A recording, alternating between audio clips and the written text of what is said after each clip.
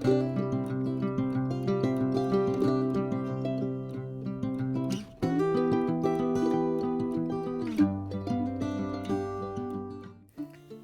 peeps, welcome to the Crafty Witch UK. My name is Arietta, and today it is that time of year where I look back on the last 12 months of my crafting journey, and we have a little bit of a review of everything that I've completed.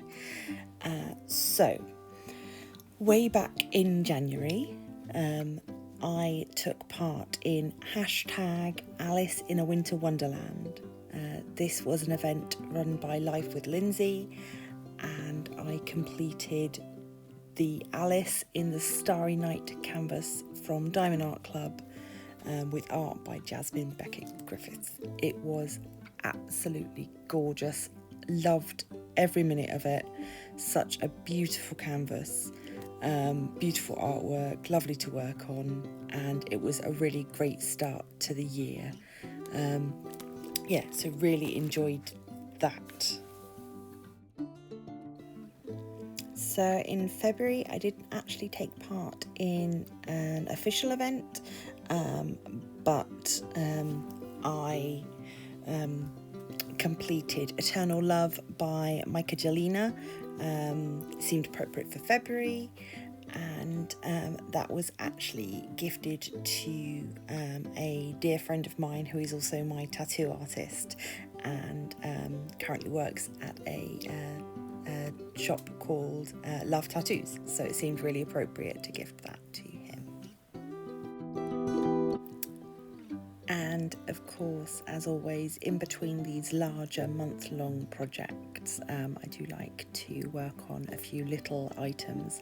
In this case, it was spare drill coasters, and also a paint by numbers fan, which was a lot of fun and something really different that I'd not tried before. And so on to March. March was the Dark Vibes Craft Along event, celebrating the art of Sarah Richter. It's organised by Mad Noxie, and using the #Dark Vibes Craft Along. I do believe this is an annual event, so it's worth keeping an eye out for that again this year. For that event, I completed a canvas called Always, which came from the no longer trading Mindfulness diamond painting. However, this canvas is now available from Diamond Art Club should you wish to get your own. In April, I completed probably one of my favourite canvases ever. This was for the Giddy Up event, #GiddyUp with JTMJ Crafts 2022. And you can do any craft that includes a horse for this event. So it's really open, lots of fun, a great big community online that takes part. I completed Gypsy Violet from DAC, with art by Sheena Pike. Again, this is one that's not available from them anymore, I don't believe, but I do believe that there are other companies now carrying Sheena Pike's artwork, so it's worth looking around for it. Because of my affinity with horses, and in particular the goddess Epona, this was a really special one for me to do, and I really did enjoy it. It's also one of the first times that I have added crystals into a canvas, and just sort of made it my own a little bit more. So yeah, very special indeed. May was the Dragonflies and Petals event. It was organised by Pam Diamond Paintings, using the #Dragonflies and Petals. I completed the canvas that I called Embrace Life from Spell Queen, which was literally a dragonfly and lots of flowers, so it seemed really appropriate for the event, couldn't have been better. It was quite a nice mix of confetti and some colour blocked areas. Yeah, really nice to work on, enjoyed it a lot. During the month of May, I also completed a paint by numbers which was Orchid Fantasy by Marla Gill. That was from Crafties, and again, I really enjoyed that. I want to do lots more paint by numbers in the future.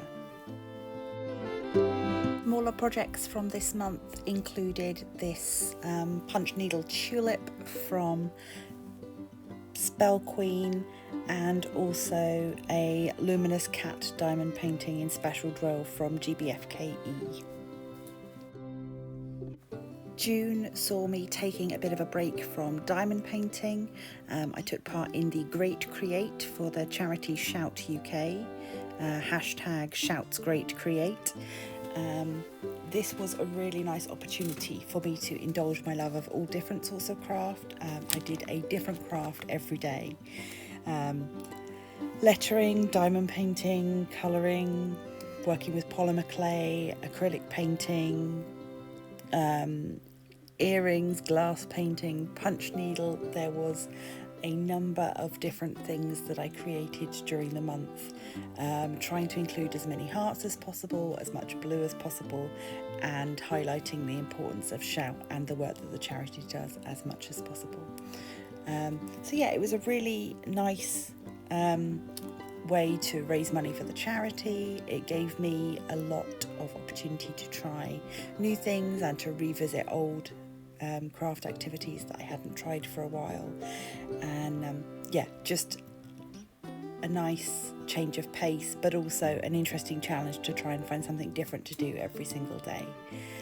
I would highly recommend taking up the challenge if you have the opportunity, and it's definitely something that I will be thinking about doing in 2023 as well.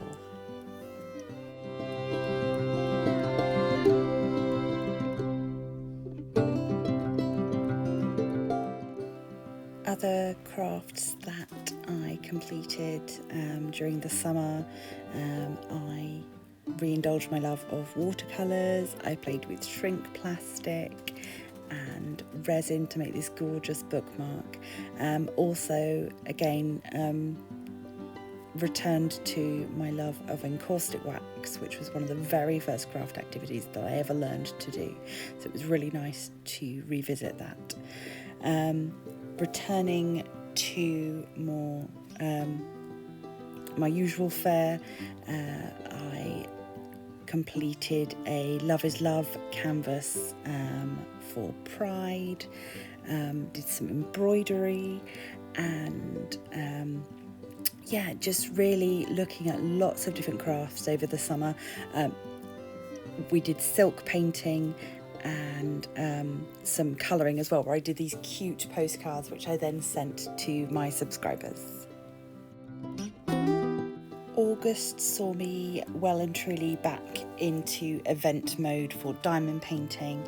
I took part in the Micathon, organised by Jenny Rose, hashtag Micathon1, completed Betsy Lynn by Michaelina from Diamond Art Club, which was a square, lots of colour blocking. I had lots of fun with this one. Really, yeah, just really great fun. Played around with some glow in the dark drawers as well, so that was a nice change of pace. September, I took part in the event Festival of Witches, organised by Emeralds and Fairy Lights. I completed Warm Witch by Ivy Dollamar. This is the first rendering of the canvas from Diamond Art Club. The newer version is a slightly different design. I loved this so much. Literally was super quick to work on, whizzed through it, surprised myself, loved it, loved those warm end of summer autumnal colours.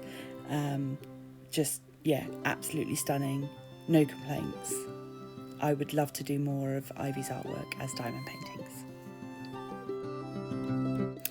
Equally fun to work on during October for drills and chills and spooky flings. I completed Love at Its Darkest by Mandy Manzano, which is her take on the Jack Skellington and Sally artwork. It's in traditional Mandy style. It's like a beautiful, rich gem tone stained glass window. Stunning, no complaints, loved it. Yeah, really, really gorgeous. These last few canvases that I worked on were an absolute dream. Also throughout October I worked on the Paint Gem Minis Black Magic set of canvases. I worked on a few each week, showcasing them every Friday. It was a really nice way to work through the set of small canvases, and again, having a small project on the go at the same time as a larger canvas is a nice way to break things up a little bit. Another couple of finishes that weren't specifically linked to an event was this gorgeous Paint by Numbers sunset that I worked on, and from Dainty Diamond Art, this lovely silhouette of cats in the moonlight, which was a whole lot of green confetti, but the overall effect once it was finished was completely worth it. November was quite a busy month. I early in the month created the poppy wreath for Remembrance Sunday, and then also had begun doing regular lives. In this case I was using a series of lives to work on the Not Another Crap kit from Nerdy Crafter. We created Ricky the Rickety Reindeer, and I love him a lot. Alongside the lives for November, I took part in the hashtag Doctor Who DP event organised by Rose Prophet, Diane's DP Journey and Sarah's Diamonds. I had the Mandy Manzano, the 10th Doctor diamond painting from Diamond Art Club in my stash for the longest time, so it was really lovely to have a nice excuse to work on it. Yeah, lovely. It's a Mandy diamond painting from Diamond Art Club. There's no complaints here. Stunning, stunning, stunning. And then before we know it, we're in December. Where had the year gone? During a live, I created this cute little watercolour painting of a robin. That was a lot of fun. And then of course my final finish of the year, my Holly King Spirit of Yule from Spell Queen, was probably the most confetti heavy canvas that I completed throughout the whole year. Became a bit of a labour of love, but I'm really glad that I managed to finish it so that I could start 2023 fresh and ready to work on new canvases. And of course, mustn't forget that in February I am hosting my own event. I really hope that you've all enjoyed this little trip down memory lane, reviewing the last year. I myself can't wait to get started on the many new projects I know I have in store for 2023. So wishing everybody the happiest of New Year's, and please do drop me a comment down below if there's anything in particular that you would like to see me do in the next 12 months, or if there's any events that you're hosting and you think I might enjoy taking part in. I would love to hear about them. Leave all the details down below. You can of course get me on my other socials. I am TheCRAFTYWITCH UK in most places, and if you're a subscriber here, then you are most welcome to pop over to Facebook and join our Crafty Coven group there, where you can share your own progress, and you'll also find all of the details about the February event. So Thank you for joining me today. I look forward to continuing to share my crafty journey with you throughout 2023. Remember to leave a like, subscribe, become a member of the Crafty Coven, and I will see you in the next one. Stay crafty.